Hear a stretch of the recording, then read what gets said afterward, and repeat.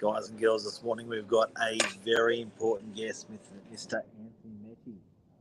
Hi Mark, hi guys, hi Lisa. Hi Anthony. Thanks for having us today. It's a pleasure. We're all huddling together. Huddling closer.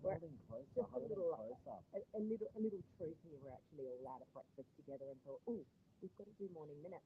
The interesting one this morning, guys, because we are going to be talking about Anthony's a solicitor and a very, very well-known solicitor on the Northern Beaches, HPL. In fact, I think you guys are the largest law firm on the beaches. We are, I think, yes.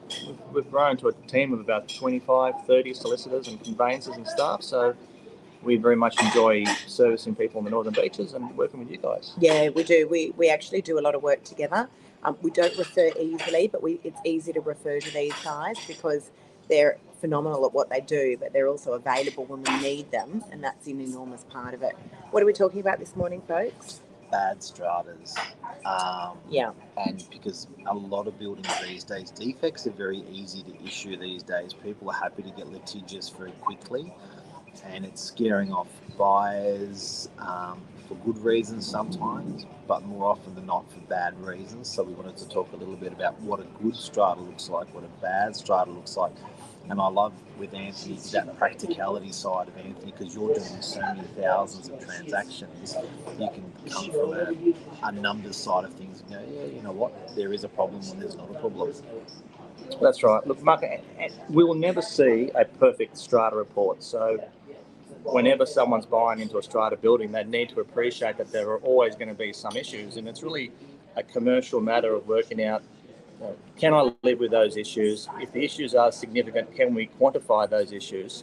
And is there a buying opportunity to go back to the vendor and say, look, I understand that a special levy is proposed, and how can that be reflected in the purchase price? And depending on the nature of those issues, it's an opportunity to actually make money, because the building, if the rectification relates to upgrade works, painting, new balustrades, rendering, you're going to be left with a much superior product. And that being the case, yes, the $20,000 special levy may hurt. The inconvenience of the works may hurt, but the end result is going to be something that $20,000 is well spent. So I think you need to look at the nature of the special levy. Is it improvement? Is it upgrade works? Or are we just talking about fixing concrete cancer or waterproofing issues that you aren't going to see any bang for your buck? So an example that I had first unit I purchased, which I still own, had a problem with the balcony fell off it. Right, altogether. The whole balcony? Oh no, like a chunk of it, like 2 by 2 wow. meters fell off. Wow. And when they replaced the balconies on all of the units, yes, I said to them, hey, can we render the building while we're there? At least if we've got scaffolding up, let's make the building look a bit nice. It was like a face brick building. That didn't happen. Right. Okay. So, and also we did a deal together, Anthony, on a property not that long ago. The strata report was significant in terms of the proposed works. I think it was something around $3.8 million thereabouts. Don't quote me on this. But we actually had negotiated, or I had negotiated with that purchaser to get $30,000 off to get the deal over the line, and that was just sort of safeguarding them. So there are ways around it. You can actually negotiate around it. A great solicitor will advise you, and a great real estate agent will assist you negotiating around it. What are some other things that you see, Anthony, with strata reports? A common issue is the fire upgrade orders. So it's big. So new buildings tend to be okay. Older buildings. Can we just talk about what that is for a sec? Sure. Orders? So council's basically wanting to ensure that all buildings comply with current fire safety standards. So new buildings should already do that. Older buildings, some buildings are waiting until they're audited, and other buildings are taking the initiative to start doing the works now.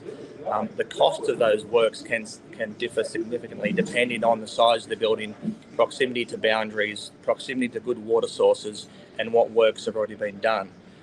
So if your building hasn't already yet upgraded, the risk to the buyer is what is going to be the cost of those upgrade works. So in an area like DY, guys, where we operate a lot, we see a lot of 1970s style apartments. Yes. And we're dealing with this a lot.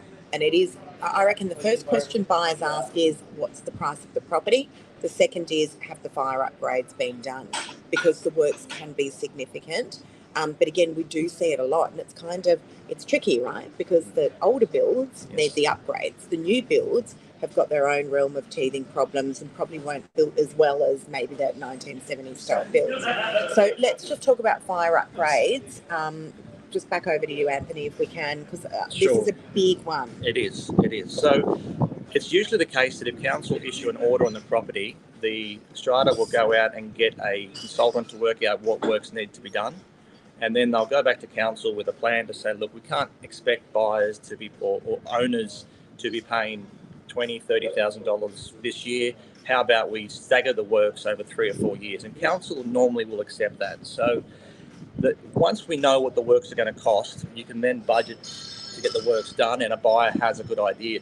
The problem is if the works have not yet been scheduled, the costs haven't been obtained, the buyer is going in blind to some extent.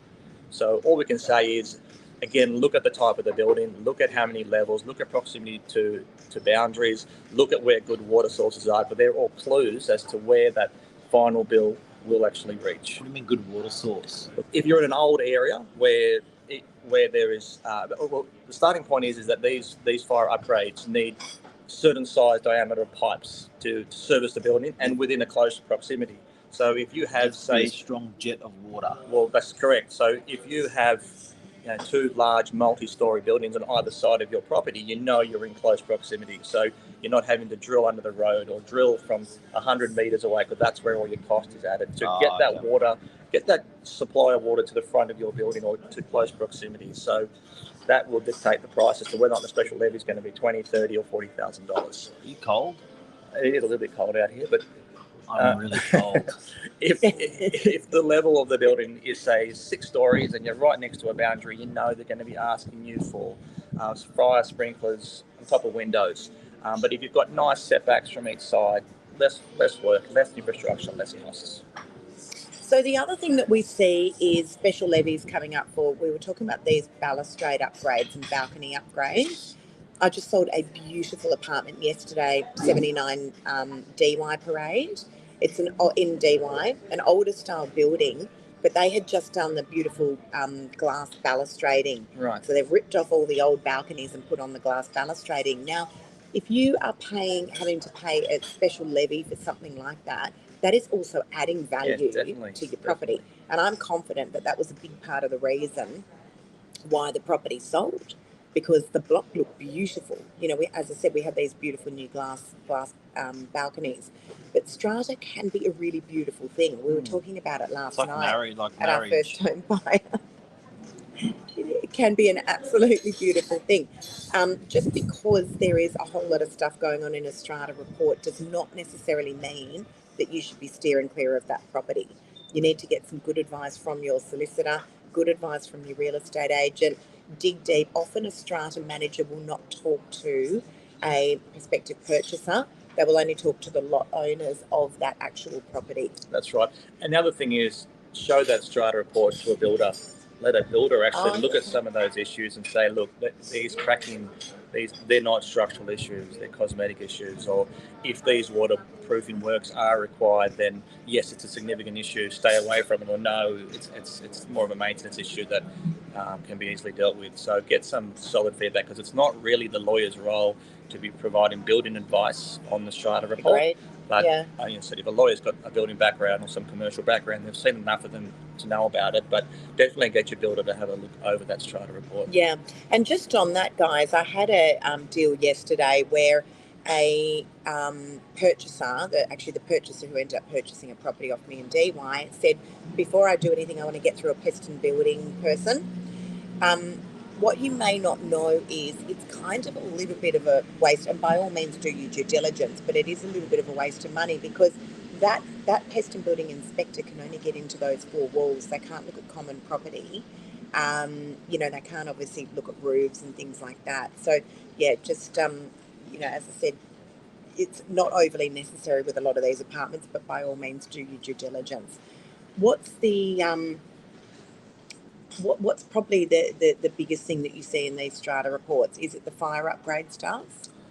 It varies from suburb to suburb. So, as you said, in DY, we saw a lot of concrete cancer for those buildings that were built in the 70s where It seems like it's slowed down a bit now. It slowed down a little bit. So they've worked out issues along the way. I mean, my favourite era, I think, is the 80s and 90s. So in the 80s and 90s, they got over the concrete cans, so they realised what sort of distances they should have been keeping from their balconies and how to properly avoid that. And they weren't yet at the eras where they were building these buildings very, very quickly. And it's a lot of these later buildings that basically go up a level a week. So you love it, 80s, 90s, and 90s, early 2000s, just a solid. I reckon that's a sweet spot. It's a nice, solid, well-built concrete slab, brick, and there's no shortcuts, and they're the ones where we're seeing less issues. So yes, they may not look as fancy as the brand new ones, but long term, I think they're going to be some good, solid returns there because you're not spending money on special levies. I In the early 2000s, they started getting dodgy. They started working out around the Olympics how to build quickly and where to cut corners. I never thought of it like that. Gyprock. Gyprock. Have you ever seen a strata report with nothing in it? No. There you go. They're always talking about something. There's always something. There's always something on the horizon. It's just a commercial risk that you have to take with buying into strata. Exactly. They allow all Serbian people to go into all stratas now. Mark Serbian, just in case you're watching. Yes, they have. There was a case against. Finally, there's case law that said no, you can't discriminate against Mark anymore. Finally. I'm just not sure they allow all Mark Novaks in though. This morning, Anthony and I got up at 4:30. We started walking. Then we went to the gym. Then we went for a walk, and then we just had buffet. And a swim. We swam in the harbour. I just actually was. Oh, you swam in the harbour? We swam in the harbour. Yeah. Mark swam across to Luna Park and back. Wow. It was crazy as an animal. And I just had so much food that He did. I can verify. He even had an ice cream. Had an ice cream cone after breakfast. After the toast, the French toast with caramel sauce. After the pancake with Nutella. Now he's going to complain all day how sick he feels and how fat he feels. Anyway, thank you very much. All right, guys. Thank you. Yeah, that's sure. really great advice. Phenomenal advice. See you guys. It's really good advice. We're still